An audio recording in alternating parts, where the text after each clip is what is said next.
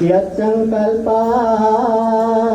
પતિતપનો વાતે વાત સમીંદ વહ નિર્ધત્ત ધરણિરુદતિ લંગતે નેવ વેલામ સોયં શ્રીમાન નિખિલ જગતામ અંતરાત્માવતીર્ણો ધર્મં રક્ષन् દિશતુ કુશલં સ્વામિનારાયણો નઃ.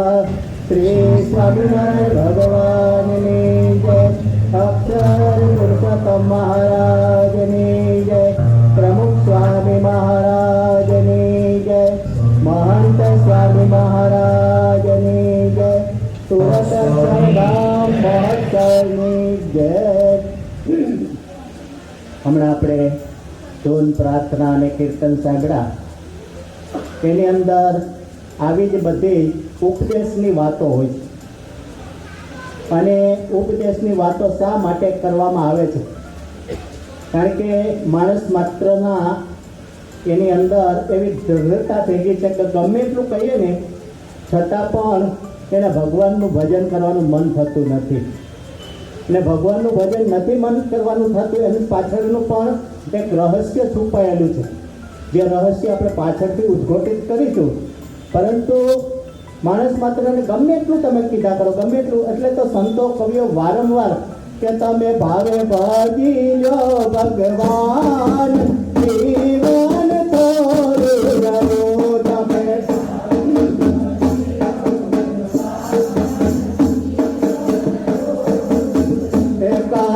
આત્માનું કરજો કલ્યાણ જીવન થોડું રહ્યો.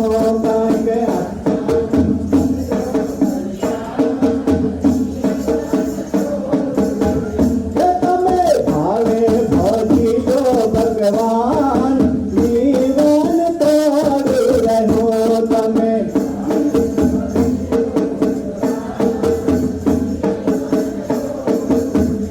આવા તો સંખ્યાબંધ ભજનો છે કે જેની અંદર આપણને ઉપદેશ આપવામાં આવે છે. અને ઘણી વખત કલાકારો પણ પોતે કહેતા છે કે મોઘો મનુષ્ય દે ફરી ફરીને તે મળે નહીં વારંવાર કે ભાઈ તું ભજી લે ને કીર્તન તે લાખો ગયા ને તું પણ જવાનો મૂર્ખ મનમાં વિચાર. સાચું કહું છું જૂઠું મનાતો મુવા કુટુંબને સંભાળ કે ભાઈ તું ભજી લે ને કીર્તાર. ભાઈ તું ભજી લે ને કીર્તાર. એટલે આવા ઘણા બધા ઉપદેશના પદો કહેવામાં આવે છે. પણ માણસ માત્રને એક મોટામાં મોટો ભય હોય ને તો મૃત્યુનો ભય છે. ગમે એટલા મોટામાં મોટા ભય હોય પણ મૃત્યુનો ભય છે ને અતિશય એ વિકટ છે. કારણ કે આ દુનિયાની અંદર મોટામાં મોટા જો કોઈ દુઃખ હોય ને તો બે જ દુઃખ છે, એક જન્મનું દુઃખ અને એક મૃત્યુનું દુઃખ.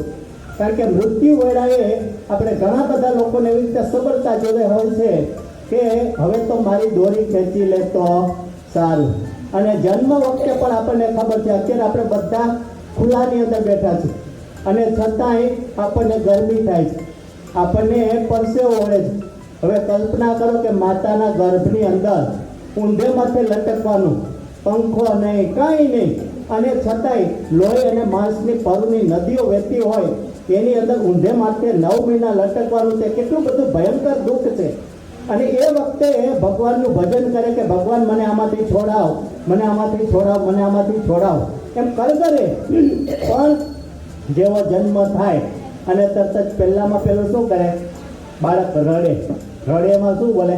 ઉવા ઉવા ઉવા ઉવા, એટલે કે હું અહીંયા ને તું ત્યાં. પછી સંબંધ છૂટી જાય છે. પણ મૃત્યુનો ભય આ દુનિયાની અંદર 4 વ્યક્તિને ટળી જાય છે. શ્રીજી મહારાજે વચનામૃતની અંદર આ વાત કરી છે.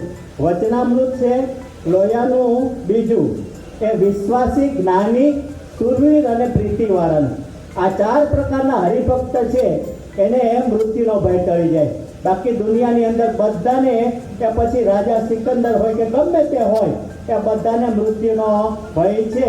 પણ મૃત્યુ કોઈને છોડતું નથી, એ પણ હકીકત છે. તમે ગમે એટલા દૂર ભાગો, ગમે એટલી દવાના ખર્ચા કરો, ગમે એવા મોટા મોટા હકીમ વૈદ બોલાવો, પણ મૃત્યુ છે એ કોઈને છોડતું નથી. તો આ વચનામૃતની અંદર આપણને શ્રીજી મહારાજ જે વાત કરે છે એ આપણે પહેલા સાંભળીએ. સ્વામિનારાયણ રે સ્વામિનારાયણ રે વચનામૃત રોયા પ્રકરણનું બીજું, વિશ્વાસી જ્ઞાની સુરવીર અને પ્રીતિવાળાનું. સ્વામિનારાયણ રે સંવત 1877 કાર્તકવદી એકાદશીને દિવસ સ્વામી શ્રી સહજાનંદજી મહારાજ ગામ શ્રી રોસૈયા મધ્યે શિવા ભક્તના દરબારમાં દક્ષિણાદે મુખારવિંદે ઢોલિયા પર બિરાજમાન હતા. અને રાતા કિનખાબનો સુરવળ પહેર્યો હતો ને નરનારાયણ નામે અંકિતેઓ જે કાળો કિનખાબ તેની ડગલી પહેરી હતી અને માથે પુરાણપુરી આસમાની રંગનો ફેટો સોનેરી તારના ફરતા છેડાનો બાંધ્યો હતો. અને પોતાના મુખારવિંદની આગળ દેશના હરિભક્તની સભા ભરાઈને બેઠી હતી. પછી કીર્તનની સમાપ્તિ થઈ ત્યારે શ્રીજી મહારાજ બોલ્યા છે, સર્વે પરમહંસ સાંભળો, હું તમને એક પ્રશ્ન પૂછું છું. ત્યારે મુનિ બોલ્યા છે, મહારાજ પૂછો. પછી શ્રીજી મહારાજ બોલ્યા છે, આ સત્સંગમાં હરિભક્તને ક્યારે મૃત્યુનો ભય ટળી જાય અને દેહ છતે પોતાનું કલ્યાણ મનાઈ જાય.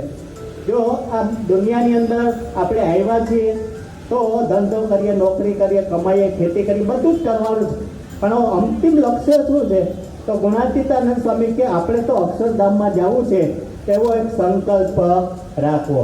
આપણને ધ્યેય બાંધી દીધું છે, પણ છતાંય આપણને ધ્યેય છે ને મગજની અંદર ફિટ નથી થતું ને. મહંસાઈ મહારાજ કે તમને મળી તો ગયા છે, પ્રાપ્તિ તો થઈ છે, પણ પ્રતીતિ આવતી નથી કે આના વચ્ચે જ મારું કલ્યાણ છે. જો પ્રતીતિ આવી જાય ને તો પછી પૂર્ણ કામ પણ મનાય. તો અહીંયા શ્રીજી મહારાજ કહે છે, આ 4 પ્રકારના જે હરિભક્ત છે એને મૃત્યુનો ભય ટળી જાય. આપણે વાત કરી કે લોકોને મૃત્યુના ભય સિવાયના ઘણા બધા ભય હોય, પણ એમાં સૌથી વિશેષ જો ભય હોય તો મૃત્યુનો ભય છે. કારણ કે મૃત્યુનો ભય એ સૌથી મોટો છે. કીડીથી માંડીને હાથી સુધી બધાને, તમે કૂતરું નીકળ્યું હોય અને હાથમાં પથ્થરિયો ને એટલે ખબર પડી કે મને મારશે, એટલે તરત જ પોતે જીવ બચાવવા માટે દોડી જાય. એક વખત એક ડોશીમાં પોતે બાર ખાટલામાં સૂતા હતા અને એને એવું સાંભળેલું કે યમરાજા છે પાડા ઉપર બેસીને આવે અને એમાં કંઈક ગામનો પાડો છૂટી ગયો અને ખાટલામાં માથા ભરાવા લાગ્યો. એટલે ડોશીમાં જાગી ગયા. એને એમ લાગ્યું કે આ તો યમરાજા આવ્યા. એટલે એને શું કીધું કે માંદાનો ખાટલો તો અંદર છે. પોતાનો દીકરો નાનો હતો એને પોતે લઈ જાય તો વાંધો નથી, પણ પોતાને એ જવું નથી. એટલે ગુણાતીતાનંદ સ્વામી કે સૌથી વાલું શું હશે? અને પોતે એનો જવાબ આપે છે કે અમને તો દેહ જણાય. દેહ છે ને એનું લાલન પાલન, એનું ભરણ પોષણ, એને બરાબર વ્યવસ્થિત રાખવામાં આપણો સમય જાય છે. પણ જીવને કેવી રીતે સારો કરવો ને, આત્માને કેવી રીતે સારો કરવો ને, એના માટે કોઈ ધ્યાન આપતું નથી. એટલે ગુણાતીતાનંદ સ્વામી પણ એક બીજી વાતની અંદર કહે છે કે જ્યાંથી અચાનક ઉછાળા ભરવા પડે એને માટે ઉદ્યમ, અને જ્યાં કાયમી રહેવાનું છે એને માટે ઉદ્યમ નહીં, એ જ મોટામાં મોટી મૂર્ખતા છે. તો આપણે બધા આ રીતે કાર્ય કરી રહ્યા છીએ કે આપણે ખબર છે કે કોઈ રહેવાના નથી.